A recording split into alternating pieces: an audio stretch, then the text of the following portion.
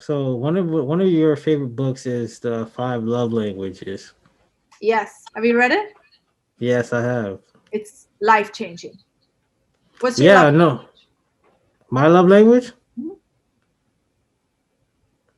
You don't know? Have you done the quiz? You can do a quiz. Yeah, I did the quiz, but it's been a while. I think it was You don't remember your love language? The hell? there's I mean, like you have like all of them, but you have, in order, kind of. name all five of them real quick so I can if you name all five of them then I'll probably Acts of service, quality time, words of affirmation, physical touch, and gifts. mine was words of affirmation I think. Hmm. And physical touch I think it was. I think it was those two. What was yours? Acts of service and quality time. Quality time. Okay. What was yours, Clark? I'm not gonna lie, I didn't read it, but I've heard about the You book. should do the quiz. There's like a 5 minute online quiz. I mean, everybody should read the book because the book is great. The book is so different from the quiz, but you can do a quiz like online just to figure out what's your thing. It's been Definitely. a while. Yeah, it's been a while since I took the quiz. I'm gonna send it to you, Clark, but I'm gonna retake it just to Really good. I refresh mean, my it mind. works for everything. I asked some of my friends. So one of my best female friends, I asked her, I was like, "What's your love language?" She's like, "It's words of affirmation." She said. So I was like, "Ah." So now every now and then I just text her and tell her why she's so great. Mhm. I mean, it works for any. It can be friends, it can be family, it can be kids, whatever.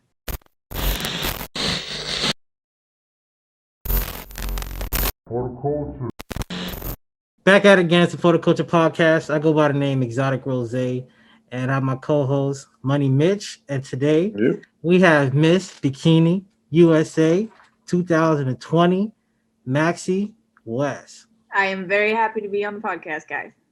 How Thank you you. doing? Thank you. It took a while to get it all connected, right? Yeah, But now we're here.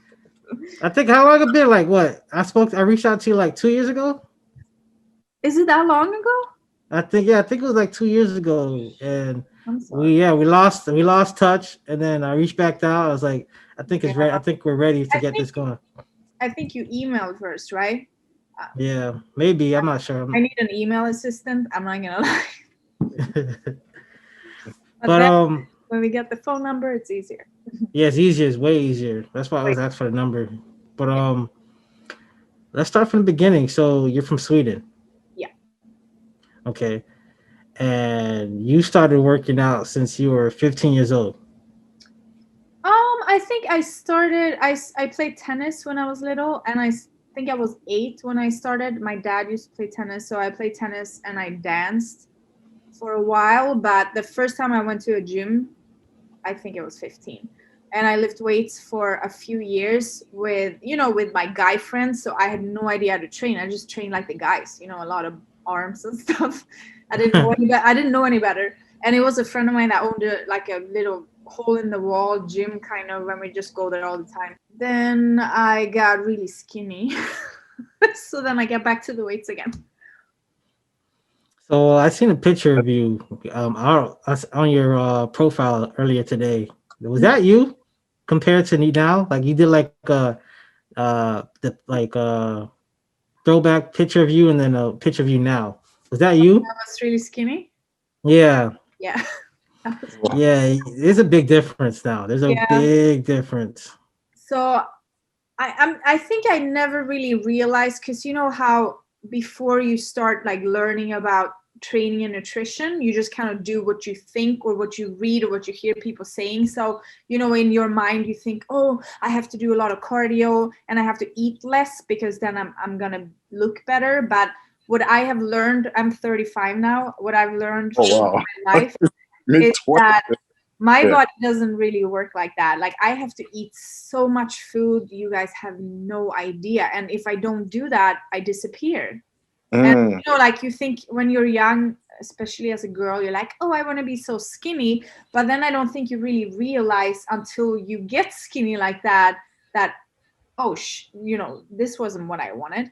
Uh, because it's also hard. A lot of people, like, a lot of people have a lot of fat. Yes, of course, they might need to lose fat, but a lot of people are also, you're holding water, which is kind of, a false, it's like an illusion. Like you don't necessarily look like that, because I know when I start actual prepping, you're very, very particular with your salt and your water and all of these things, and then you don't hold water, and that's when you really see what you look like. Oh. Otherwise, I am too. I know my body so well these days. Like I know exactly if I eat this food, I'm gonna get a little bloated, and then I'm gonna look this way, and then the day after, I'm gonna look like that. You learn, but it's a whole freaking science. It's not something you just learn overnight. And it's that same. Everybody's different, so it takes time to learn. Yeah, I agree. One thing I had to learn was when I was in high school, I was so more active to now where I'm now, because now I pretty much like I work now. Mhm. So I had to learn how to adapt because I realized I was gaining weight. Mhm. But I was eating the same, and I wasn't being as much as active as I was in the past. So I was like, oh, I got to change something. Mhm. But it's the same, it's really difficult if you don't know how macros work and what foods have what macros and whatnot. So sometimes, as I said, I eat a lot of food, like a large amount of food, but I'm not eating pizza and burgers. I mean, I do it when I have a cheat, but that's why I can eat a large amount of food, but I get less calories in, because obviously you want to eat clean. I on a regular day when I'm not cutting for anything, I eat about 3,400 calories a day. Wow. And like they say, like a normal person eats about 2,000 calories, which is, I guess, Around about. accurate. Yeah. Like that's not me. It's never going to be me. That's not how my body works. So it's all about figuring out, how do you work? What works for you?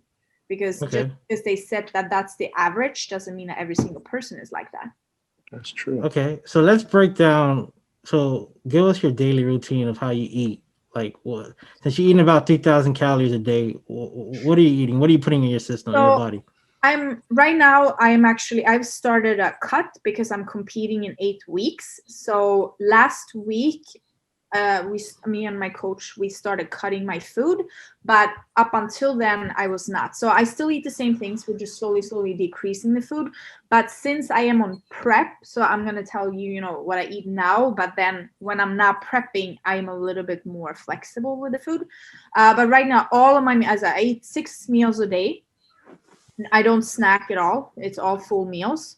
So I do breakfast. I'm allergic to eggs, so I can't eat eggs. I used to eat that a lot, but I can't anymore. So my main source of protein is turkey and beef. That's what I have to do, even for breakfast. So I would eat oatmeal, I would eat fruit, I will eat turkey. And then all of my meals in between are basically pretty much the same. It's either beef or turkey. If I'm not prepping, I would switch around the vegetables more. And then I do rice most of the time, sometimes sweet potato, but it does make me a little bloated. So saying that now I'm prep, so it's all rice. And then I do for evening again, I do repeat my breakfast. Wow. Yeah, that's cool. Man. So it's a lot of food and it's good. And I'm very lucky to not have to ever go that low on my calories, not even the week before my competition. So for that, I'm very happy.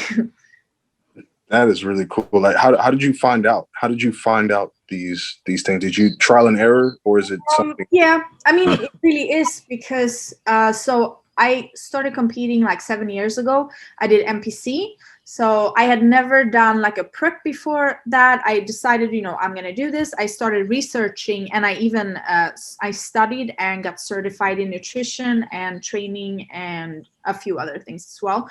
So yeah, I started learning about nutrition, but just because you know how nutrition works doesn't mean you know exactly what to eat. It just means like how it works, but then you still got to figure out what works for you. So over the years, my diet has changed a lot.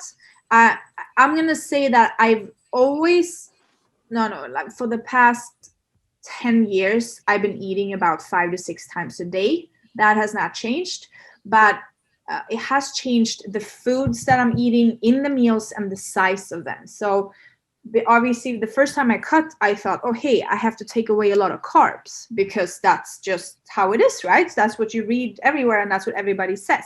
So that's what I did. And I also ended up, when I competed, then I was very, very flat, meaning like my muscles were, they don't look full, which I realized now. I started with my current coach beginning of last year. And with her, so I've had a coach I've coached myself once, and then I had another coach, and I think the difference we did then was just we cut too much carbs too fast. So with her, and the reason why we figured it out so well with her is that last year I was supposed to compete in June, COVID hits, so obviously, the show isn't happening, what do I do? So I talked to her, I was like, what do I do? I don't know, like, am I competing, am I not? So we decided I'm just going to keep prepping and just hope for the best. So I ended up prepping for 11 months. That's not normal. Most people do 3 or 4 months prep. So because I was prepping for so damn long, we were able to like make adjustments every week for 11 months, and then realized that we kept increasing my carbs more and more and more, and I did not gain any weight. So basically, like, we kept increasing and increasing and increasing, and it just never I didn't gain any freaking weight, which was crazy. That's how we ended up on 3,400 calories. Like, I would probably never have gotten that high if it wasn't for COVID. I know I had to eat a lot, but not that much. That's extreme. And that also saying, including, I still, with the 3,400 calories, I still do my cheat meal every week, which I don't count. It's maybe 10,000, 20,000 calories. Who knows? Damn. And that sounds like cardio. I don't do cardio. Wow. Okay, so just strictly weight training, right? Yeah. You don't do. I actually started. I've done cardio 3 times now, just because I'm coming up to my competition. But I didn't do any cardio for 8 months. None at all. Okay, and is your knee better now? Like, I know you bent your knee in the past from kickboxing. Yeah, it's like 12 years ago now, I think. I dislocated it and I never had surgery or anything. So it's just bad, but I just maintain it, and I focus on a lot of workouts that strengthen the muscle around the knee. I do a lot of, not all of it, but I'm going to say probably about half of my leg workouts are single leg exercises, so to make sure my bad side functions. And I have a physical therapist. Usually I'll see him like once a month or something, but now before my show I see him every week, just to make sure I maintain it. So it's not like my knee just magically gonna get good one day, but I just maintain it. That's all. Do you plan on ever getting a surgery, or? Hell no. Why you say hell no like that? I've had one surgery and never again. It hurts. The recovery hurts. It was hell. I thought they thought they were gonna amputate my arm. So no thanks, no more. Yeah, that actually happened to me almost. I had a motorcycle accident, and the doctor was asking me, like, what do I do for a living? I was working on cars at the time because I'm a car guy. And he's like, yeah, you might wake up without it. I was like, what? Yeah. And I got a screw holding this hand together, and pins and all that. So I know how you feel. I know exactly how you feel. So it was, I broke my wrist. I had a bad doctor, and so I didn't use my arm for 8 months. And then I flew to Sweden and got a really good wrist doctor. So he ended up basically going in and breaking up the arm again. And then they took my hip bone and made like a little new wrist out of it, and then screws and stuff. And then the surgery took 11 hours, and it was just so long for my body. So when I finally woke up, my whole arm turned blue, and they thought I got compartment syndrome, which is called. So I wasn't getting any blood flow in my arm. So they said I didn't actually have it, but they say if I would have had it, they would have had to cut the arm off. So I had to go in for a second surgery, and that's when they cut off, they cut open the whole arm. It's scars. I have like 200 scars something. So they cut off everything plus the hand just to kind of release the tension. And I was lucky and everything was fine. Wow. But I remember when they walk into the room and I'm like, why is it blue? And I like look at my hand, like, why is it blue? And the doctor is standing like hanging over my head like this, talking to another doctor. He's like, what are we gonna do? I don't know what we're gonna do. And then he looks down at me. He's like, I don't know if we have time to give you anesthesia. I was like, what? Okay, now I'm gonna die right now. Like, this is not happening. Wow. Everything I said, I did that. We're all good, but I'm like, I will never forget that. I'm like laying there. I'm so scared. Like they're gonna cut at me without anesthesia. Yeah, I would have been going crazy too, because like you don't know what you're gonna do. What are you talking about? You're a doctor. Yeah. No, and it wasn't his fault because I got surgery on Christmas. So the hospital was pretty much like very, very limited on staff. And there was one nurse that took care of us, like all of us. And I pressed the button and she comes in and she's like, I said, something is wrong. I said, like, I'm not complaining, like I can take pain, but this is not right. Like something is wrong. She's like, yeah. And then she goes away. She gives me like a painkiller or something. And I just feel, like something is wrong. Like this is not, I don't even care. Because people come in, oh, how much pain do you have from a scale of 1 to 10? I'm like, no, it's like an 8. They're like, 8? That's a lot. I'm like, I'm fine, whatever. And then they go in, I'm like, it's a 10, it's a 10, it's a 10. Like, I don't know what to do. I can't breathe. That's how much it hurt. And she kind of got tired of me because I kept pressing the button. And she's like, yeah, like this. And then she ended up not calling the doctor. So then when she finally calls the doctor, it's been 18 hours. I'm laying like this for 18 hours. And doctor comes in and he just said, what the fuck is going on? Why did nobody call me? And she's like, what? And he said, she needs surgery. And the nurse says, when? He's like 10 minutes ago. So it wasn't the doctor's fault. So this is in Sweden, it works different there. So they told me that technically I could report the hospital because you can't really sue people over there. So they told me I can report the hospital because they shouldn't have happened like that. But I was just like, fuck it, let's just forget it. I'm fine now. And yep. So no, it was their mistake, and I'm sure she probably doesn't have a job there anymore. Okay. So let's go back to you said we can't really sue people back over there. Why not?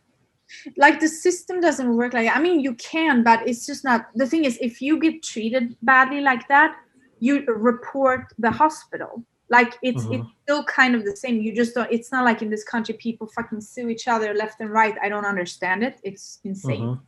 Over there, like things just work differently. I said, of course, people can sue people, but it's just the system works differently. I said, you're still gonna get help and you're probably gonna get money, but you don't go on a lawsuit for her. You place a report against the hospital, and then there's like a routine for how it's supposed to work. Gotcha. Does it make sense? Okay. Yeah. Okay. So you pack 7 bags and you leave Sweden to go to the U.S. Yeah. with no real plan. So what made you say, hey? And what age did you do this? And what made you say, "Hey, I pack all my stuff and I'm gone and I'm going to the U.S." Was 25 or 26? Yeah, 25 or 26. I don't know. I had like a photography business over there. I had a photo studio, and then I also worked at a hotel, like I worked in the bar and with. Actually, no, did I work there? Either way, whatever. I worked in a hotel and I worked with sales too. I had like many jobs. I've always been like that. Work. And I just wasn't happy. I never really loved being in Sweden ever. And I've been like, I come from one city. One day I kind of just like, fuck this. And I moved to a different city across the country. And then I was there for a while. And it was like, I just knew I wanted more. I wanted to do more. I wanted to do things that you can't do over there. Like the country is great if you want to have like an 8-to-5 job and like have your your insurances and pension and whatnot. But I'm like, I'm just not. I like more adventure, and I just wasn't happy there, and I didn't really know what I wanted to do. But I remember I had like a guest in the hotel that. I think the person lived in New York or something and like told me about it. And I was like, "Ooh, New York, maybe I should go there." Yeah. So one day I just like this happened within a week. I quit my job. They thought I was joking. I was like, I'm moving to New York. They're like, yes, I'm very funny. I was like, no, I am. And then I rented out my apartment, like sold all my stuff, packed 7 suitcases and left. Wow. And I have a relative in New York. Like I don't even know, fourth cousins or something. I'd never even met her. I just knew about her and I talked to her and I ended up going to stay with her for a little while I found a place to rent. And then I was there. Wow. Wow. How was that? How was that? Like meeting your fourth cousin? Like how was that meeting? Like, did that go well? Did it feel awkward? Like, yeah. It's not kind of creepy. She's like a copy of my aunt. No, it was good. I mean, I don't really talk to her very often, but it was fun. And I was in New York, and I figured I didn't really want to be in New York because I like the weather here. I hate cold weather. I really do. And I was just there first and figured if I can make it work over there, I can probably make it anywhere. So I just started there, and I was there for a while, like 6 years. Yeah. 6 years. wow. Yeah, that's a long while. Well, I moved. I was in Brooklyn, then I was in Manhattan, then I was in Jersey City. I started working for Shred Supplements. I was like photo manager and creative director there for a while, and then from there, I just one day packed my stuff and moved to Florida. Wow, that's a bold leap, too. That's a bold move. That's really cool. That makes. I like doing more. If you know that you want something, because I think a lot of people like to, they want to reach their goal, but they want to do it the safe way. But if you really want shit to happen now, you have to just put yourself in a situation where you have to figure it out. Mm-hmm. I said, you gotta get uncomfortable sometimes. Yeah. So I said, like, if you have a job that you hate, instead of staying at that job and just kind of on the side trying to find another job, it's going to take a while, probably. Instead, why don't you just go in and quit the damn thing, and now you got to have to fucking find another job, like you don't have another choice. So I said, not about everything, but I like to kind of just do something and put myself in a little bit of a bad situation, and then I have to figure it out. Gotcha. That's very true. And you traveled to Thailand all by yourself for 2 months. What was this? I don't know. I was like 21 or something, 22 maybe. Was this after New York or before New York or? Wait, when did I say these things? Oh, this. Did I answer questions to you? I was like, wait, how do you know this? Yeah, I do my research. Okay. I think I was 22. So I went to Thailand once when I was 18 or something with an ex-boyfriend, and then we loved it so much, so we booked another trip for like the next year, because if you book in advance, it's cheaper. And then we ended up breaking up during that year, and I was like, I still want to go though, So I just ended up going by myself. And then I was supposed to go for 6 weeks, and I missed my flight home, and I stayed for 8. Oh wow! And it was really fun. It was the best. Same that then you just kind of have to socialize. If you go somewhere with a friend, it's easy to just be with that person. But if you do go by that, I kind of just like doing things on my own sometimes. Did you end up getting any tattoos while you were over there? Because they're big on that over there too. Yes, I got bamboo on my feet, and it hurt very much. Oh. I figured, I got to try the old school style, but I didn't really realize that it was going to take so long and it hurt so bad. They're like tapping it in, like tapping. Yeah. Mm-hmm. Yeah. I have a, I'm sorry, go ahead. It took so long. Yeah. I heard it's like old school, like tribal, like the tribe, they use that. I heard the people are really nice over there, right? They're pretty nice. And yeah, I mean, it's been so long. I would love to go back again.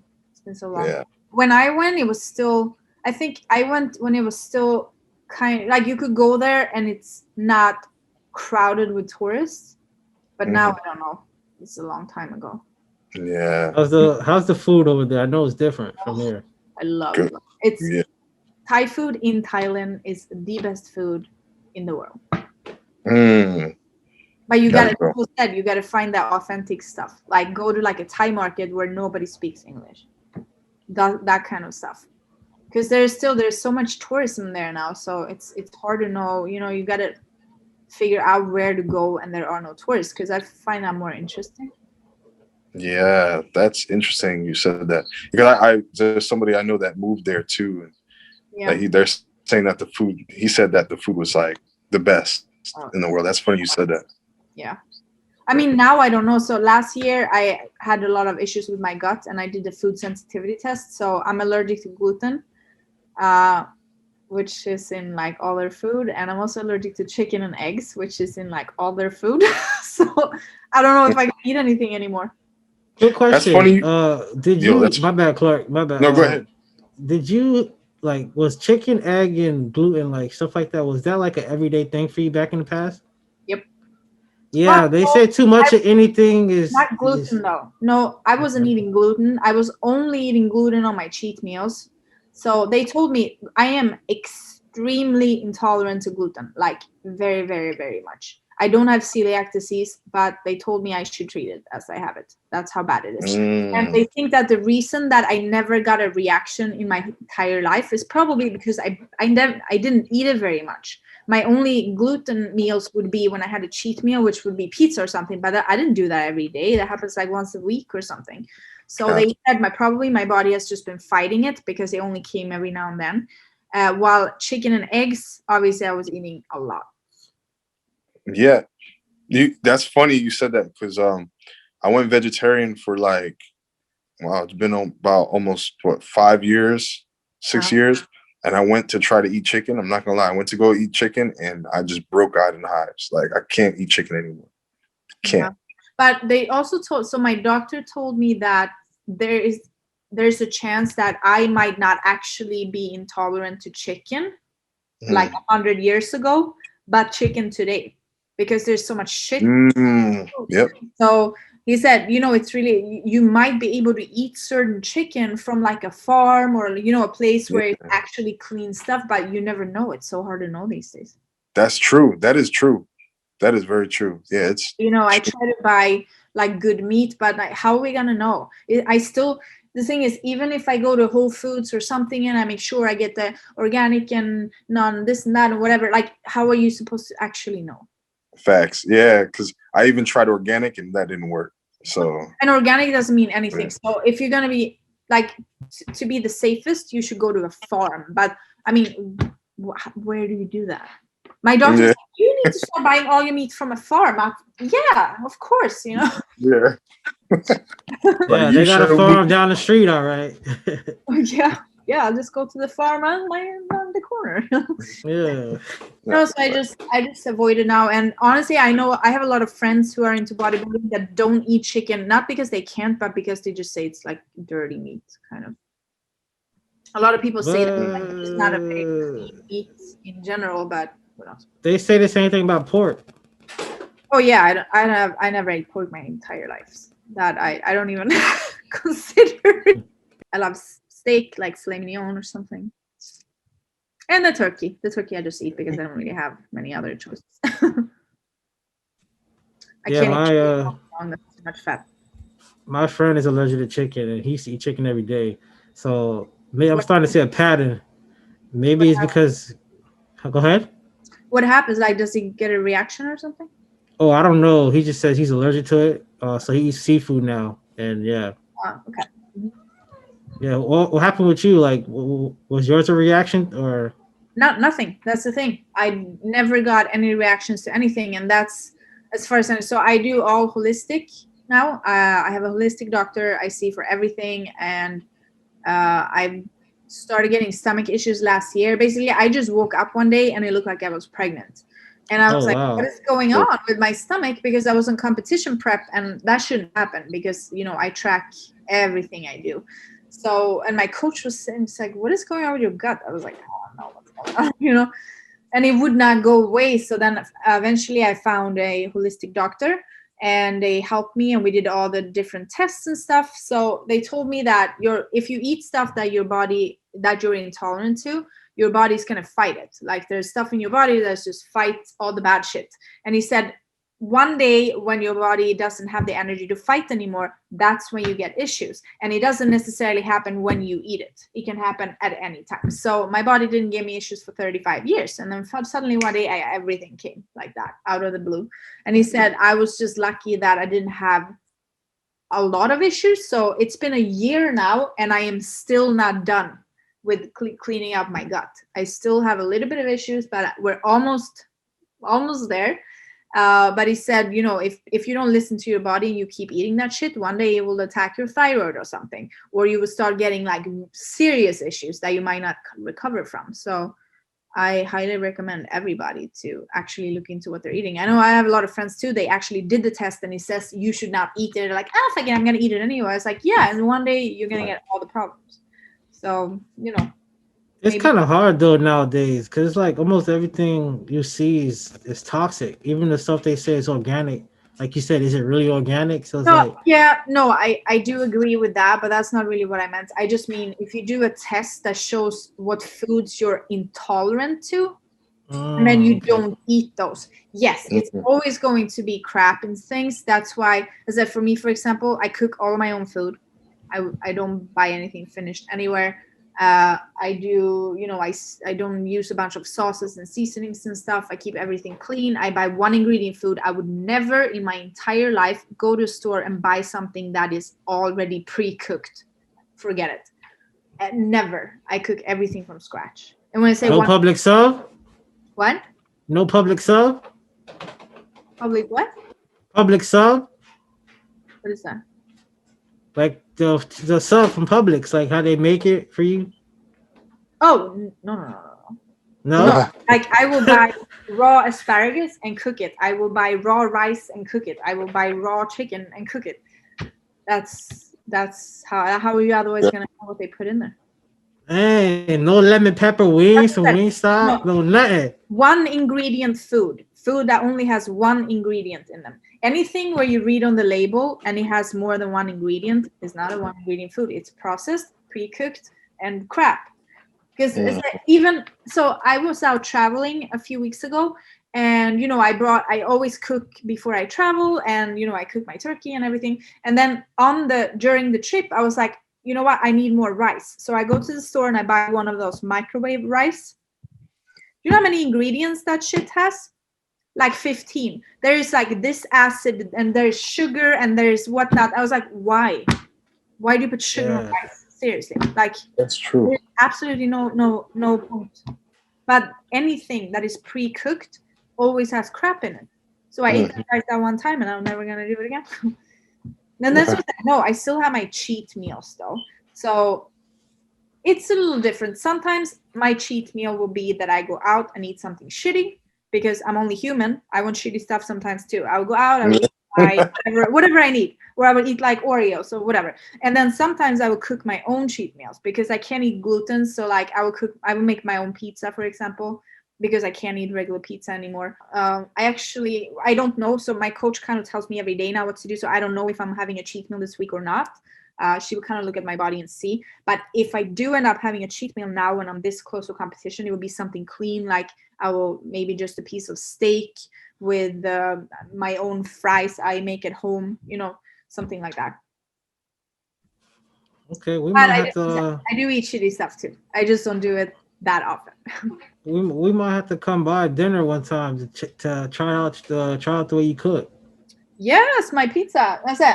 I'm not like a great cook, but I have certain things I'm very good at. And also, I've learned how to make dessert really well because I'm allergic to vanilla. So when I go to a restaurant, what do you think they have in all dessert? Gluten, eggs, and vanilla. Vanilla, yeah. So I can't eat any dessert outside, any of it, and it's very sad. But I'm very good at baking brownies and cookies and stuff now. Very good at it. Okay. Since you say you have a coach now, so is it easier now when you have a coach, like helping you, or like what's the pros and cons to having a coach? I think every single person in the world that is a professional athlete of any sort needs a coach.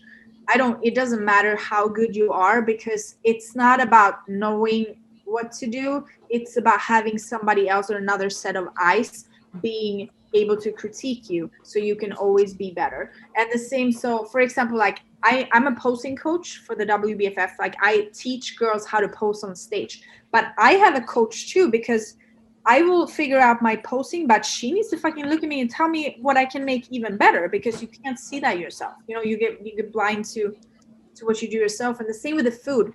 I love the comfort of her telling me what to do. It's not that I can't, but I have so much on my mind. I have to make sure, you know, my stage clothes are ready. I have to make sure I get my workout in, and my physical therapy, and my stretching, and my sleeping, and like there's no end to it. So it's so easy for her. She just sends me, eat this today. Boom, here you go. It's just, it takes away a lot of stress. And as I said, you always need another set of eyes, because it's much easier to coach somebody else than to coach yourself. Always. So Okay. I think, and I mean, do you think, I don't know if you guys, you know, do you think Mr. Olympia doesn't have a coach? You probably have 5 coaches. Yeah. Everybody needs a coach. And I mean, that goes for regular people too. If you really want to, because let's say you might know, you know, how to train well, or you might know how you're supposed to eat, but if you go to the gym and nobody else is able to push you a little bit harder than you are able to push yourself, how are you ever going to get to the level you want to be? That's true. It's more these things. Like I think everybody, or the same, like maybe if you're a business person, whatever, you need a mentor, or you need somebody to just to look at you and give you critique so you can get better. That's all it is.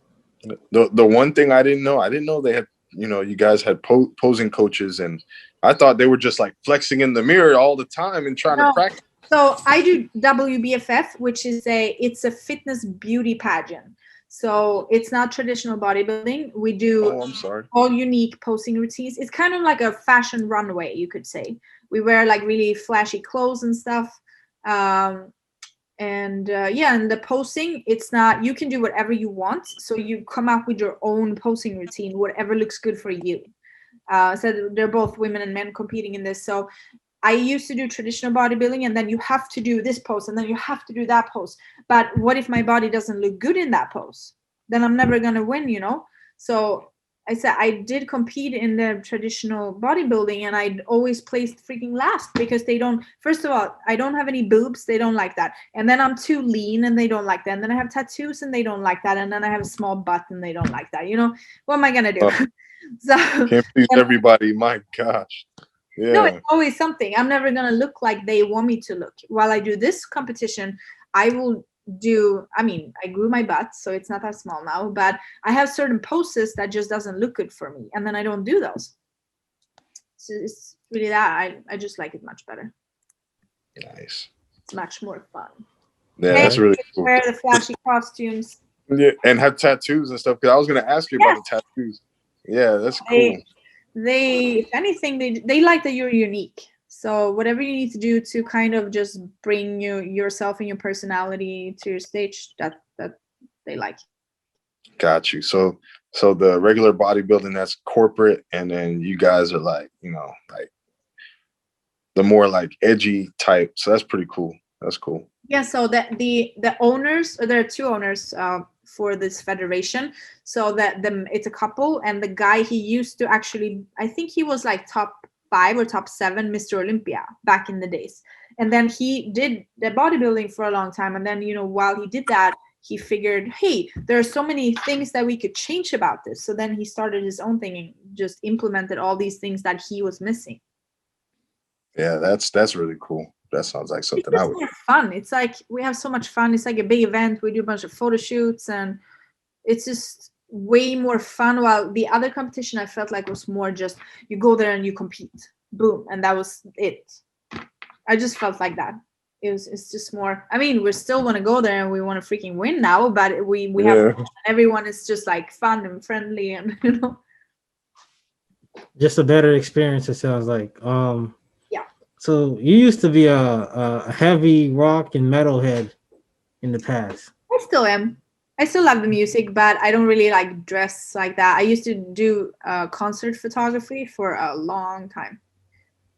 And I just kind of got fed up. So in Sweden, we have a lot of rock and metal festivals. So I would Mhm. tour around to them and, you know, stand in the ditch and shoot the bands, kind of. And I haven't been in a concert in a long time. I think I went to so many. I'm like, I'm done. So what's your What? favorite? What was your favorite band? Well, my favorite band always has been In Flames. It's a Swedish metal band. I always love them. And I like a lot of different things. Right now I listen to like Decapitated a lot. It's very heavy. I like it for the gym. Lamb of God I like. I think I've heard of them. Yeah, I heard of Lamb of God. Dying. I listen to a lot of metal, but I listen to other stuff too. So my ex, he's Latin and he listens to a lot of Latin music, so I kind of adapted some of that and listen to that sometimes. And then sometimes when I work, I just feel like listening to techno, so then I do that. I don't have like one thing; it just kind of jump around. Cool. That's cool. Okay. Go ahead, Clark. I was gonna say, like, that's cool. Like the bands in Sweden, and so I didn't know they had that. I know each country has their own thing. So like I'm into music, so I listen to almost everything, and I try to I go smooth jazz, and I can go to trap, hip hop music. Then I go to the Latin music, and then I'll go listen to rock music. So I listen to everything. That's cool. But one thing I like about Sweden, I like their cars too. So I just gotta put that out there. What, like Volvo? Volvo, Koenigsegg. You know, Koenigsegg is my favorite car in the world. My favorite. Yes. Yeah, it's one of my favorites. I know. One day. Yeah. Dream car. Oh wait, weren't they? They were bought up by somebody, right? No way. No, I didn't hear about this news. Nah, I don't think so. Were they not? Hold on. I'll be surprised. Christian von Koenigsegg selling that? I highly doubt it. But I'll be surprised. Feel like they were bought up by another car brand. Oh no! Don't tell me! Don't tell me! No, maybe not. No, it doesn't say anything. No, I mean no. It's the guy Koenigsegg. He lives here in Miami, I think. No way! No way! But don't I just feel like somebody. Maybe I am just dreaming. Yeah, I don't see anything, but yeah, it's the best car ever. I gotta have an Ajera R. Or a 1.1, but we'll see. We'll see. I've never even seen one live, I think. Yeah? No, I don't think so. I know Prestige Miami, they had one. They had an Ajera R. Oh no, was it the 1.1 or the Ajera R? It was in the showroom, and then they leased those cars and then they sent them somewhere else. But they had. What does it cost to lease the damn thing? Yeah, they lease them. Yeah, they lease. How much you going for? How much you think the lease be going for? No, I mean like they share the car, so like one dealership will request to have it there, and if they sell, they get they'll get like a commission, a certain, I guess, a commission off of it or something, and share it. Yeah, I don't think I ever seen it live too. So I have to get so famous that they ship me a car and say, "Hey, can you?" Yeah. That would be cool. That would be cool. That would imagine. I'm Swedish. Well, I gotta drive one at least. They're just so freaking expensive. It's like, even if I could afford it, I'm just wondering if I even feel like it's worth it, Yeah, no, you gotta drive one then. You gotta tell them. No, I do want to drive one for sure. You gotta drive one. Tell them like, let me see why it's worth this much, and then we'll see. Because I had never come back. Last year I had a BMW i8 for a while, nice. And then I had a Mercedes C43 AMG after. Like, I love fun cars, but it was like I was driving the damn thing like once or twice a month, and I'm like, here I am sitting paying for this damn thing, and I don't even use it. So I ended up selling the car now, and then I'm gonna get another car after I decide where I'm gonna move. Nice. Which one are you looking at? For a car? I'm sorry. I don't know. I since I'm not looking for a car now, I don't know. Like it's like in downtown Miami, you don't drive here. Like you really do not drive here. Even if you have a car, you take a freaking Uber anyway. because That's true. you can't find parking. You sit in traffic like forever, or you even freaking if now I can't do cardio like that, but otherwise I would walk. It would be faster. Yeah, that's crazy. Um, so one of your favorite books is the Five Love Languages. Yes. Have you read it? Yes, I have. It's life changing. What's your love Yeah, no, my love language. language? You don't know? Have you done the quiz? You can do a quiz. Yeah, I did the quiz, but it's been a while. I think it was You don't remember your love language? The hell? there's I mean, like you have like all of them, but you have, in order, kind of. name all five of them real quick, so I can. If you name all five of them, then I'll pop in. Acts of service, quality time, words of affirmation, physical touch, and gifts. Mine was words of affirmation, I think, Mhm. and physical touch. I think it was. I think it was those two. What was yours? Acts of service and quality time. Quality time. Okay. What was yours, Clark? I'm not gonna lie, I didn't read it, but I've heard about that the You book. should do the quiz. There's like a 5-minute online quiz. I mean, everybody should read the book because the book is great. The book is so different from the quiz, but you can do a quiz like online just to figure out what's your thing. It's been Definitely. a while. Yeah, it's been a while since I took the quiz. I'm gonna send it to you, Clark, but I'm gonna retake it just Really to good. I refresh mean, my it mind. works for everything. I asked some of my friends. So one of my best female friends, I asked her, I was like, "What's your love language?" She's like, "It's words of affirmation." She said. So I was like, "Ah." So now every now and then I just text her and tell her why she's so great. Mhm. I mean, it works for any. It can be friends, it can be family, it can be kids, whatever. Yeah. Gotcha. Okay. And you feel how like so you think that book helped you with business too, or like with friends and people, or your Um, relationship? What do you think it I, helped you more at? initially, I read it because of. So I was married before, and I'm still am, but I'm getting divorced. But I was just trying to. I found the book like a year ago, and I was just trying to figure out, why things weren't working, kind of. And I read it and I was like, oh, it makes sense now, because obviously I was trying to do for him the things I wanted him to do for me, but Mhm. which it wasn't his freaking love languages, so it doesn't work then. So then, I'm trying to figure out. So I said, if I just walk around and do things for you, but it doesn't mean anything to you, like it's not going to work, that's just because that's what I wanted. Um, so I think whenever you meet somebody or just figure out whatever they need, and then you try to do that. Yeah, I think you should try to study them, and figure out, like you said, figure out their love language, Ask. and Just straight up ask. I yeah, mean, you could do that too. yeah. But So some it depends who it is though, because some people they want you to work when you want you to work for it. yeah, but if you don't know how to work, like, hey, Yeah. how old are you? Yeah, maybe Who if you're me? 20. I'm not 20. I'm 35. I don't want no bullshit. Okay. Yeah, I know you Tell me said. what I the get you. fuck Yeah, you you want want. to get straight to the point. Just tell me Yeah. what the fuck you want. No, but just because let's say that you know that my love language is acts of service, but it maybe you still need to figure out how. Maybe quality time for you isn't the same as quality time is for me. Maybe for you is, oh, that we're on the phone talking or whatever. Maybe for me it's like us staring in each other's eyes and like, like what is quality time? Or, oh, it's for you it's going to the movies together, while for me it's sitting and talking. Like it can still be so deep, but I think just ask people, like, why are you gonna guess? Yeah. Yeah, but we do gotta realize this. You're a woman. If you like back in the days when I used to say stuff like that or ask a girl that in high school, you would not get the same No, but response like then you just people, said.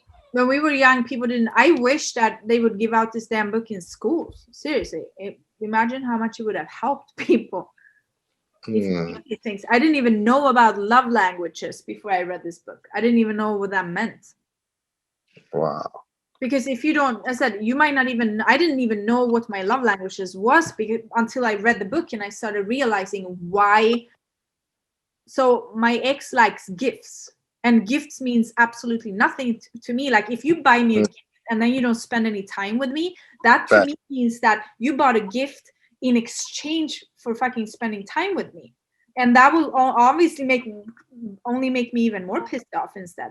So I said, no, Maxie, breathe in, breathe out. no, Uh-huh. no, Breathe in, breathe out. She was going hell. no. I'm just a friend of mine told me I'm just a very high energy person. I like it though. I like it. I just talk a lot with my hands. But yeah. I was just about to ask you about if you're still married. So it sounds like you say you're getting divorced. Oh no, we separated a long time ago. Okay. Because I read somewhere that you said that your husband said to you a week after he met you that he wanted to marry you and he didn't need anything else in his Oh, life. you probably read some old interview or something, right? Yeah, it was an old Yeah. one. Yeah, but he said that, right?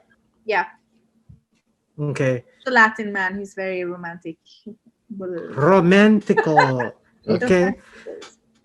Okay. So, what's your thoughts on getting married? So you guys got married after a week, or is that true or Oh, no?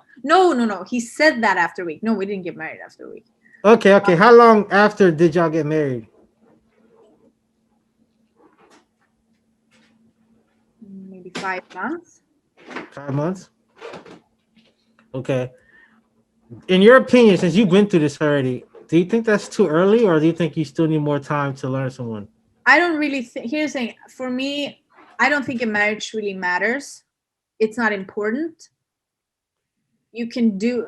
I wouldn't. I honestly, I wouldn't really care whether I got married or not, because like, what's the point? Can't you just have a little celebration and do something fun without actually doing the marriage? Just go on a honeymoon Uh, and make the marriage. I don't know. I don't think it's very important. I'm not that kind of girl who just like, oh my god, I want to dress up in a dress and look all pretty and shit. No, I don't care about that. Yeah. Rather just have a celebration, and it can be a marriage, or it doesn't have to be. I respect that. so, are you talking more on the I guess getting dressed up and get married, or are you talking about like you and the person are married now, like by like paperwork, Mhm. Yeah, like and it's just complicated. If we didn't get married, it would have been easier, right? That's what I mean. The paperwork isn't really that important. I don't care about it. Maybe you okay, can. yeah. I just wanted to break down like what Oh, what, yeah. what did you mean No, exactly? and Okay, I don't care about an actual wedding either. I don't care for a wedding dress. I never wore a wedding dress. We went on a boat trip and in a bikini. That was our wedding. So I said it can be, but I don't feel like if I meet someone again, I don't feel like I have to get married. I would rather just do something fun or go on a trip or something. It doesn't have to be paperwork, You know, that's but it's not like something that is that important. well, a you lot know of men that's agree that's with what I've been you. saying. A lot of I'm men sorry, agree with but you. Yeah, a lot of men agree with you. It's just that not a lot of women agree with you. So they want that whole, the experience, the getting dressed up and all that. I'm not a very girly girl. I am when I compete now, when I get to be all cute and wear a crown and a gown. But before that, no, I've never been very girly. like it, with the marriage part, I understand what you're saying because like it doesn't make sense if you two are successful at what you do, you bring money to the table, like success, like just financial, pretty good financially. And then from there, of course, you know each other and why get married? Like it doesn't make sense to me. And I know a lot of people are like, oh, they'll probably get at me in the comments later or whatever, but Yeah. they'll be like, oh, you get a tax break, you get this and that. I'm like, I mean, I mean, sure, I'm sure there are like, benefits. That's what I mean. If it feels like the benefits are like it's worth it, then yeah, freaking do it. Or if I would meet somebody and the marriage is important to them, then fine. But I don't feel I wouldn't care if we didn't. I wouldn't be like upset because we didn't do it. But exactly. it's not like I can't do it. Yeah, sure, I would do it if if you love someone and you really want to do it, then go for it. But it's not. It doesn't.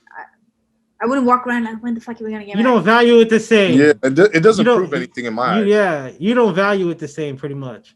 Yeah. What were you always like that, or was this Yeah, after the divorce, or as you got older? always. Gotcha. Mm.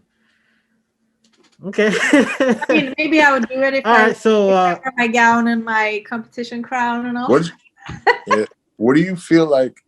Because I know you said it's not like officially done, Mhm. but I was gonna ask a question because I don't want to get you in trouble on that part. Right. Because if it's not officially done, you're not supposed to do certain things. But I was gonna ask you, how do you feel about the dating scene in Miami or in Florida, South Florida? What do you feel about that? In Miami, I haven't dated. I don't do that. It's not that long ago. I left my ex and I'm on prep. Like right now, my only priority is to win the world crown. Got you. I want no boys on my mind. Got you. okay, let me. Got you. Can I ask you a question? So when you were married and you was doing prep, Mhm. I heard boxers say that, or players or athletes say they won't have sex for the week before their whatever. Do you do the same thing too, before the Um, game or the fight? I would say yes, because I say so for different reasons. First of all, you don't want any distractions on your mind. Also, it's basically cardio. And I said, I don't know, for some people, maybe that would be beneficial, but for me, who's barely even allowed to do cardio, it's not. And I just feel like you shouldn't have any distraction. Like your peak week, you are depleted, you are tired, you are like, you feel like shit because that's what you're supposed to do, because you start carbing up and filling up close to the show, so you are going to feel like shit that week. We all do, even me who still eat carbs. Like we're tired, our bodies are, we have like no fat and no water in them. It's just, I don't even know if you're going to have the energy for it, to be completely honest. No, I don't think so. Like peak week is not a pleasant week. If somebody says so, they're wrong.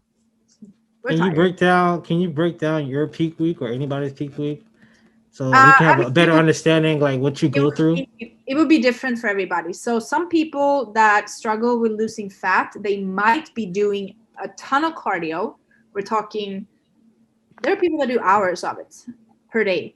And there might be people that are eating so little carbs that, I mean, I've done it because that's what I thought I needed when I started too. Like you are a freaking walking zombie because you're eating so little. You're hungry the whole time. And so that I don't do that though, because for my body, I think last year on my peak week, I ate over 2,700 calories a day. And now a lot of people gonna hate me right now. So I barely did any cardio on my peak week. I think I did 20 minutes like 4 times that week, or maybe 3 times. 20 minutes. That was my cardio. And then you work out. Obviously, you lift weights every day, except the day before the show. Then you don't do anything at all. But you lift weights. You do not want to exhaust yourself. All you want to do is get a pump. You don't do any max sets. You don't go super heavy or anything like that. You just want to get a pump in the muscle. And then as a girl, I said the guys have preparations too, but as a woman for a peak week, we get our nails done, we get our hair done, we maybe do Botox and fillers and shit if we want to do that. No way. We need that. No, so here's the thing. Right now, I don't have anything in my face because it looks fine. I have no fat, and you can see my cheekbones now. Wait till my peak week. It looks like a skeleton with skin on. It's horrible. So I told the woman that helped me last year, because she didn't actually see me on the peak week. She did saw me before that, and I told her this year. I said, "Hey, I need to do filler under my eye," and she's like, "No, you don't." I was like, "Wait a second," and I pull up my photo. Wait, maybe I can show it to you guys. She's like, "Oh my god, yes, you do." She said, "Like I look like my face, peak week face is not pretty." So we need do these things just so we can look good, because our bodies look incredible and our faces look like shit. That's just how it is. As if I don't like what I look like on the peak week. Luckily though, that we look incredible on stage, and that's all that matters right then. Wow. But yeah, we don't look that good. Well, I didn't know. I didn't know you go that far. Like Yeah, some. I mean, some people don't get that lean, but I get super lean. Wait, I'm almost at the picture here. I'm just gonna show you what I look like. Don't laugh at me, okay? Oh, See if it works. Can you wait? Oh, it's like bright. Can you see it? yeah, it's like bright. Oh no. Well, I can send it to you afterwards. Yeah. How do I? Can I lower maybe the light? Wow. Yeah, it Yeah, because probably I'm trying to see doesn't it's work like because it's like. Can you see? No, it's can we, still bright though. Well, do you see yeah. under my eyes what it looks like? Yeah, your eyes are like Yeah, yeah, I they're see your horrible. Yeah, yeah. And that's my peak week face. So then I do well. I've never done it before, but this year I want to do filler under my eye. And the thing I'm doing like a vlog, so I'm going to record everything I do and post later, so people see, you know, all the crazy things we have to do. So the competing has a lot of crazy stuff to it. And also because I have such fast metabolism, like if I do filler and Botox and stuff, it goes out in a couple of weeks, which absolutely sucks. And I didn't know when I was younger that maybe I should become a Botox lady as my job. That would have saved me a lot of money. wow. Anti-aging is the business to be in. That's for sure. Wow. Okay. I wanted to ask you this question too. So, can you be with somebody that don't like to work out? Um, I'm. If you asked me a few years ago, I would say yes, and now I'm gonna say no, and I'm gonna explain why. So I had when I lived in Sweden, I'm gonna say most of the guys I've dated there did not work out at all, and I didn't care. And I had one ex that I don't think he's ever trained in his entire life.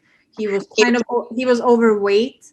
And I don't care. Like I didn't care. I don't look at a person like if you don't have a muscular body, I don't like you. No, I don't like that's not I love a person's personality, and I've always been like that. So, it was fine, but he started questioning me because I was going to the gym every day. So he started questioning me all the time and saying, Ah, boy. why do you have to train every day? I was like, because I feel good and I want to do this. He's like, oh, and he would always be mad at me. And then another reason is that like I don't care if you don't train, but respect that I do. Like you have to respect what I love. He was a musician. I respected what he did. And then he had a lot of health issues. Wow. That ran in his family, which some of it had to do with his weight. So for that reason, I do not want to be with a person that doesn't work out because they might not understand my lifestyle. But also, I'm 35. Like, what am I in 10 years going to live with a person who has like all sorts of health issues? No, I want to live a freaking nice life with somebody that is healthy and care about their body and their health and their food and everything and doesn't get sick. So I think that is my main reason. I said, I never thought like that before, but now when I've seen and learned more of these things, like I want to be with a person that's healthy. If you're going to be fully healthy, you have to exercise. You don't have to be a bodybuilder, but you have to exercise. Definitely. Gotcha. Okay. Another question I wanted to ask. This topic been going around for a while. I'm not sure if you heard about it or not. Have you heard of a guy named Kevin Samuels?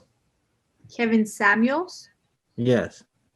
I don't know. No, maybe. So he went viral for talking about bringing women on their show and telling women and critiquing women pretty much and saying Okay. stuff to them. And so, Yeah. what are your thoughts? What are your thoughts on a high value man? So since I don't really know what this guy has said, like what is he saying? Okay, I Clark, feel can like you break it down, Clark? Because I know me and Clark were just talking about this, but let me see if I can find the video and yeah, play it for you, and I then you keep tell me your saying thought. yeah. That's what I say. I I don't think really. the video, yeah, I think the video would be better because if I don't explain it right, because he talks about a lot of other things too. He does like talk about the men and what the men do too, but like he talks about like how they're quote unquote the modern woman. You know what I'm saying? So the I'm woman about to that's like, play it oh, right now. like I don't need a man and this and that. But then when they, but it goes deep. It goes deep into it, and then they like a lot of the like, especially the IG models. He tries to get on the IG models because they're like, they got this, they got their boobs on. Well, I can just to comment on that. Yeah, I am not an IG model. I will never be an IG model. I will never see myself as an IG model. And if somebody wants to call me that, that's not what I am.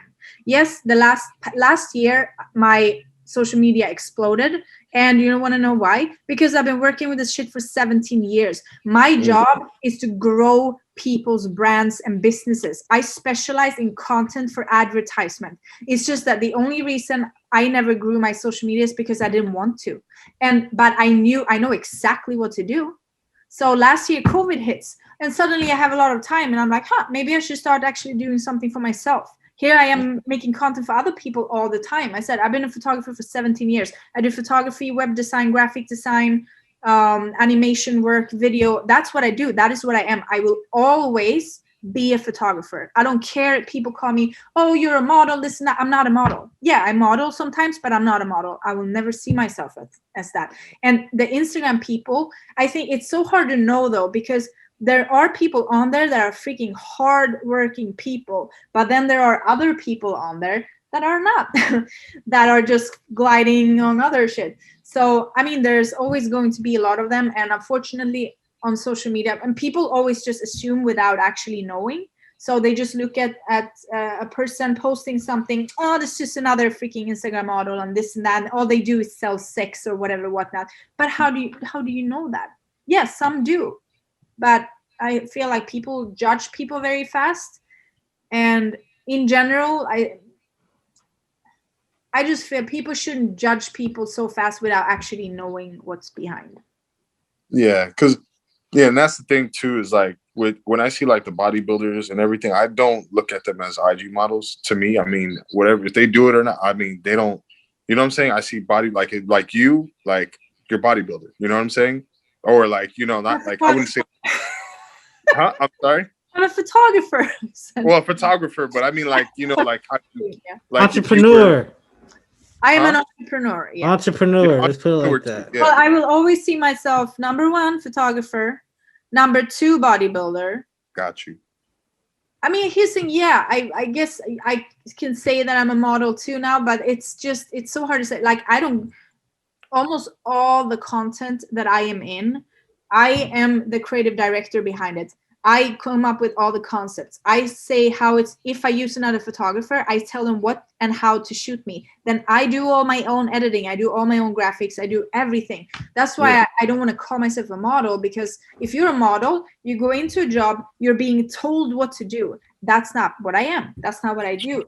I'm a content creator, and sometimes I am the one in the content. That's more how I would say. But you are a model. You're a role model. I mean, nothing wrong with being a model. Hey, it's not an easy job to be a model. I just mean, like, that is not for me.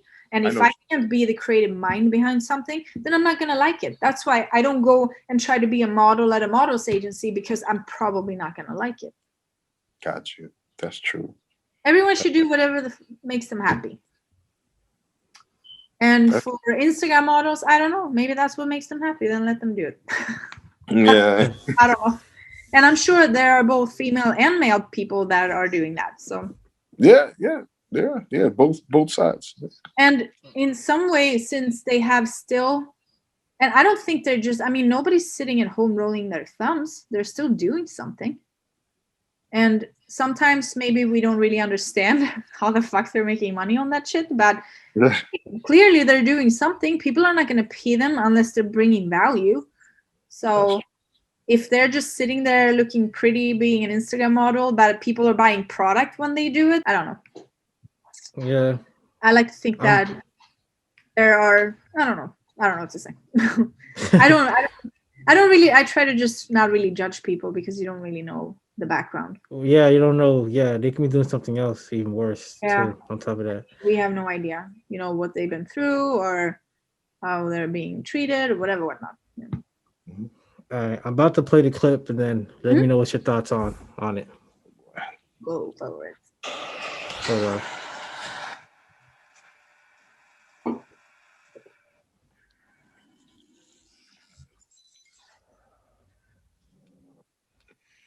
Right. I mean, when I look at most successful marriages, there's usually a higher calling in that marriage. It's not about who's sleeping with whom.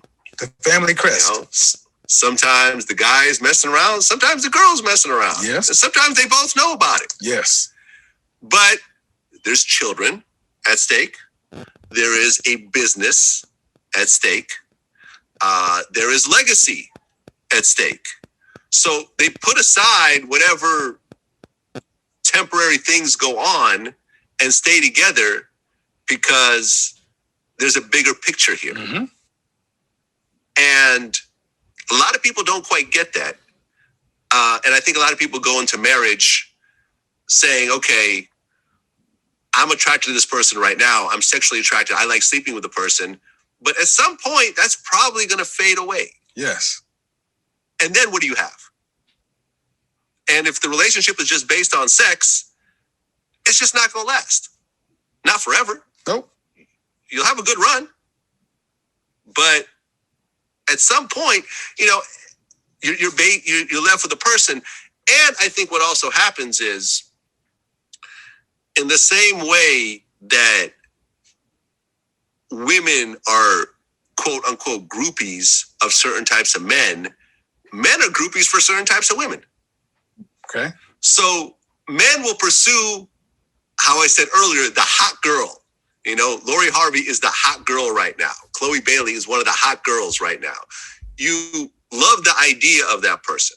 You see them on Instagram.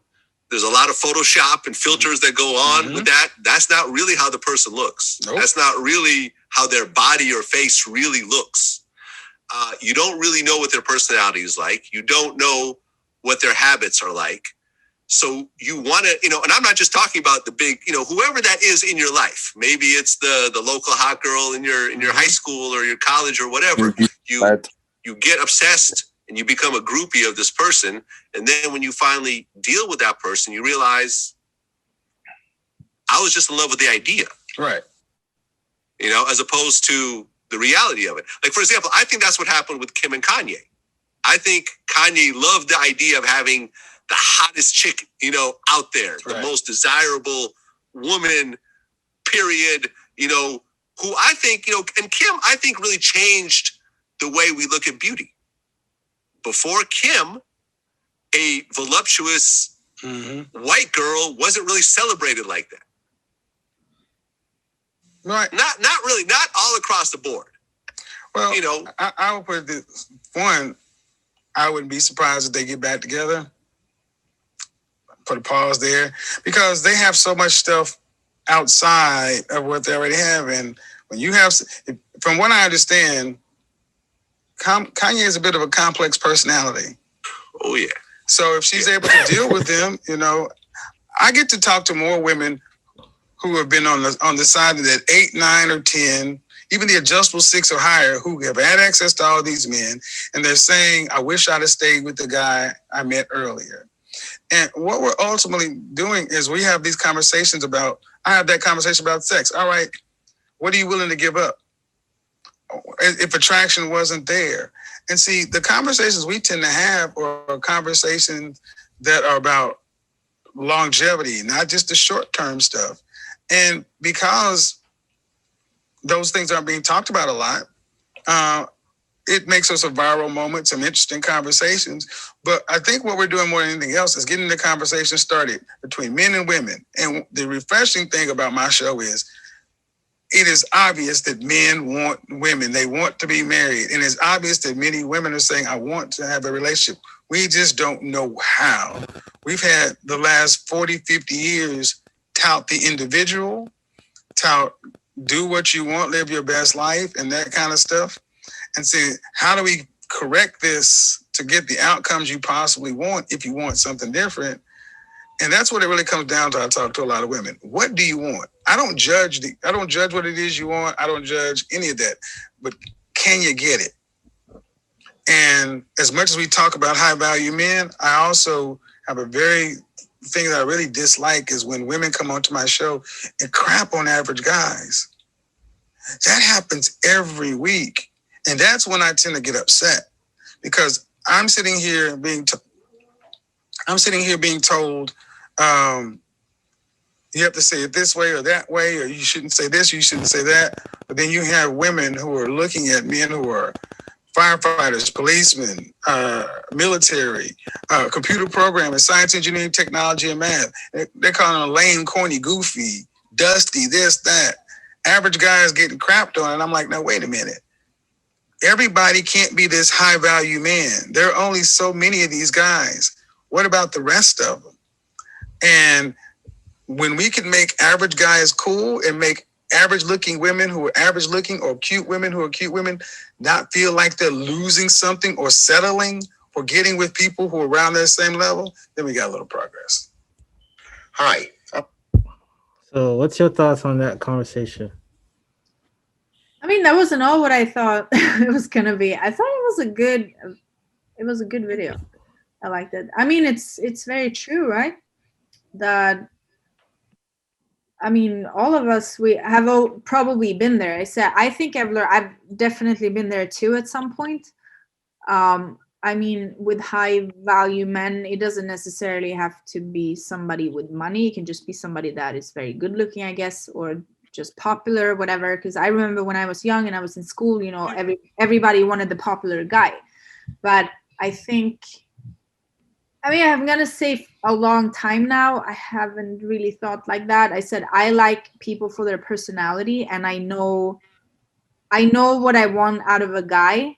That's why me and my ex are not staying together. Like, I really wanted it to work, and I really tried to make it work, but we just want different things, and it's never gonna work then, you know. He did also stated though, he put a criteria on high value men, and he did say something like, I think it was, a high value man is somebody that makes six figures or more. Oh, I didn't necessarily see it like that. So I feel like a high value man. Yeah, I mean, that's maybe what he meant, but I'm just, because I've never been. So the definition like is that. different for I'm not, you. so I don't.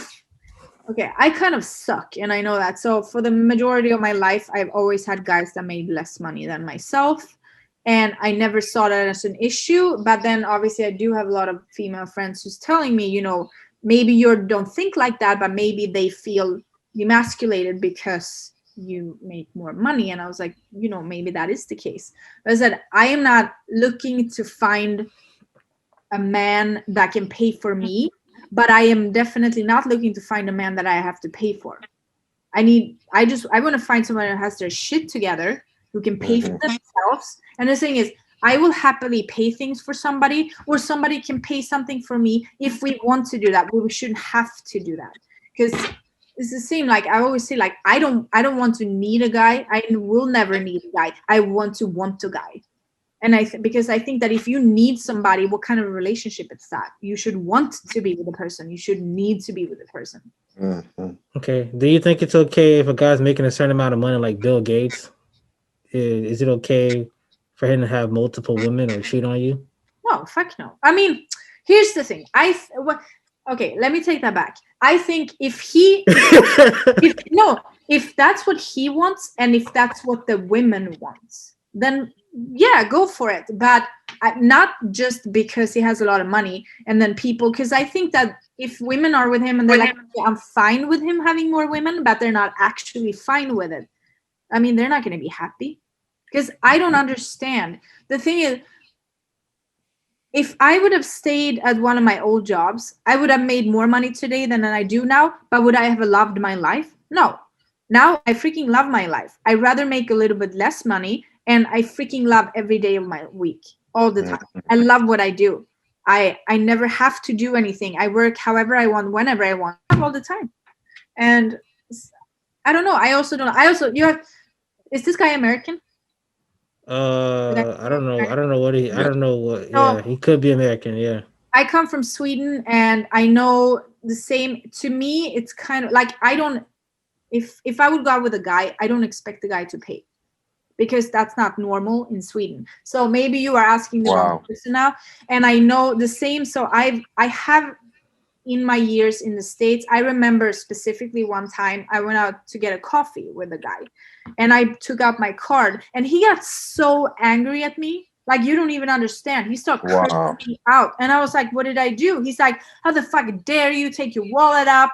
Like, do you want to make me look like I don't have any money? And I was like, whoa, that was not at all what I intended to do, you know? I didn't expect him to pay for it. So I think I'm trying also, you have to kind of adapt to where you are. And I know in this country, it's a little different, that usually the some guys expect that they are supposed to pay because it's supposed to be like that. So I think, you know, if I would go out with a friend or something, I definitely don't expect the guy to pay for me. But if somebody would ask me out on a date, I guess, you know, I'll let them pay. But and then if you have a relationship, I mean, I've always been like that. Sometimes I pay stuff, sometimes he pays stuff. I mean, Yeah. I think that's Well, I unless you have some sort of arrangement where maybe it's a housewife or something and he pays but she takes care of the house and the kids or whatever, that's different. I think that it just has to be from case to case. did not know Sweden was different like that. So the Yeah. woman. So can you explain to me marriage and like dating somebody in Sweden compared to the U.S.? Okay, so I wonder if my dad is gonna watch this. No, I'm just saying. Mhm. So I've tried to explain to people, like, I don't know, like in Europe in general, things work a little different. And I know in this country it's very common, like you ask somebody out and then you have to go on a date and this and that and whatnot. But if you are in a situation where maybe you are not looking to have a date, you're just looking to have sex, then we just say that. Like, what's the point in spending time on a date if you have no interest in that? Oh, So so that's how it is in Sweden. It's when I like that was in younger, Europe. I mean, like if you are not interested in going on a date, then you're not don't even say that. Then you Yeah. just cut to the chase, you know. Yeah. How do you approach somebody like that in Sweden though? Do you just go like, "Hey, beautiful, I just want to get straight to the point," like that's it? Yep. I mean, I'm not gonna say everybody does that, but yeah. It- Wow, yeah. you say that in America? You say that in America, you getting slapped. No, I mean, I said I can only speak for my crowd of people, but if you would be out somewhere and you want to go home with someone, then you just say that. Yeah. I'm trying to watch my language here. No, you Clark, can go Clark, you taking a and trip to Sweden? Say what? well, You, I've you known taking a about that go culture. ahead. I know about the culture like that in like Europe. It's like that, especially like the Czech Republic and all those. They do that because like they're very straightforward. And the other thing about that is that's why um a lot of men are looking at women outside of America, and not just outside of America, just from different backgrounds, because the women over here are like they want a certain Yeah, no, man, but they're I've not willing talked to. to I've talked to female friends here, you know, which is very like, yeah, of course, you know, you have to have a date and this and that, and you gotta do this. And I said, to me, I said, everybody thinks different. So I hate when people waste my time. I Yeah. do not want to have my time wasted. If I don't feel like you and me are gonna have a great date or have a connection, like why are we even supposed to do that? Exactly. Yeah. And then also I can change it to like, now in this age, I'm not really interested in going out and just like mess around with people. Like, I don't have time for that shit. I run a bunch of businesses and you know, I'm not interested in that either. So I don't know. That's it. Gotcha. I was So, yeah, married that's for a while, so how long you was married for? we were married for 3 years. 3 years. So I mean, get back with all your dating questions after my competition. Right now, I'm gonna win the crown. Yeah. Perfect. So yeah, let everybody know like where's your competition? It's in Vegas, correct? Yes, Las Vegas, August 14th. Okay, and do people Everybody should need a is come. it do people have to be there or is there gonna be a virtual live thing like pay-per-view? I Like don't know. Sometimes they do virtual, but I don't honestly. I think no, because they've never done it on a world's show before. It's kind of a little like discreet and super extra special VIP. So I think no. I don't know, but I don't think it's gonna be pay-per-view. Just okay. come to Vegas and have fun. August Yeah. 12th, Vegas correct? is nice. Yeah. Vegas is cool. And Yeah, you're like about 4 hours away from LA, so you can like drive there if you wanted to. That'd be cool. I don't like LA. You don't like LA? No, I go sometimes. I have friends there, but I don't like it very much. Vegas is nice. I like Vegas.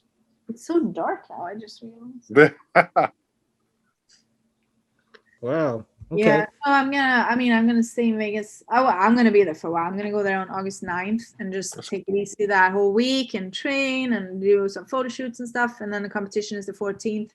And then on the 15th, there's a pool party. I know. Hey. Stay a few days. Relax. Yeah, I'm gonna stay a few days and eat. That's really all I'm gonna do. You can drink, eat, do whatever, anything you No, want after. I don't know about the drinking part. I'm super Oh. lightweight, and like one drink and I'm good. I can't. My body can't handle these things anymore. That's crazy. That's like how I am. And Yeah. everybody's like, "Oh, you're a When I guy. was You're young, good." I I'm like, partied, but now no. I drink. It's so rare that I drink. I just can't. Like I'll have a glass of wine when with my food or something, but then I'm like, I just. "Oh, you got a clean Yeah. liver. You got a clean liver." Yeah. I don't drink either. I don't know drink how either. I did it when I was young, because I mean I did party a lot when I was young, but I don't know how I did it. That's the other thing I heard about Sweden, because there was this girl Ivanka that I met when I was in high school, and this was in Atlanta, and she was from Sweden. Well, she was Swedish and Spaniard, but she lived in Sweden most of her time, and also in Spain. Y'all get down at an early age. Y'all are drinking at like 15, like really hardcore. When we're 18, we can go out and party in bars, and I think I started going out when I was like not so soon, maybe like 17, but I definitely did party at home with friends when I was 15. I still remember my first time I was drunk. I was 15. Me and my friend, her big brother, bought us a whole bottle of vodka, and we drank the whole thing. Oh wow! And just the way it was, we didn't even know any better, I mean, actually, maybe I was younger. Maybe I was 13 or something. I don't know. It was a horrible experience. Yeah, that's see, yeah. I knew it. Yeah, that's crazy. Well, thanks for coming on. Hopefully you can come back on in person before you leave or move. Yeah. You mean before the competition? No, before you move. Like I know you say you was planning on moving. You want to see me when I'm super dehydrated? I look like a different person. Yeah, so thank you for coming on, and let everybody know where they can follow you and follow your journey. So yeah, I have my Instagram, which is Maaxx West with 2 A's and 2 X's. So MAAXXWEST. And that's the name I go by everywhere. I have the same on TikTok. I have the same on Instagram. I have, what else do I have? Like what other? I have this. Oh, YouTube. I'm actually Maaxx Bustamante on YouTube. That's my ex name, but I still have it. Then I have my website, which is mwfitness.co. That's where I have my coaching programs. And then you can also search maaxxwest.com. You will come to my other website. Just search Maaxx West and you'll find me everywhere, basically. And there's nobody else with that name. Perfect. Thank you for coming on, and stay in touch. And hopefully we can probably do a training session or something with all of us, me, you, and Clark. Yes. Well, if you Clark. we'll do a. You can go on the podcast and we'll do a live training. Yeah, we could do anything. Let me know. Well, I'm here for the next. When August 9th, I leave. Until then, I am here prepping, cooking, eating, sleeping, working. That's all I do. Perfect. All right. Thank you for coming on. It's for the culture. Thank you. Thank you so much, guys. Bye. Bye.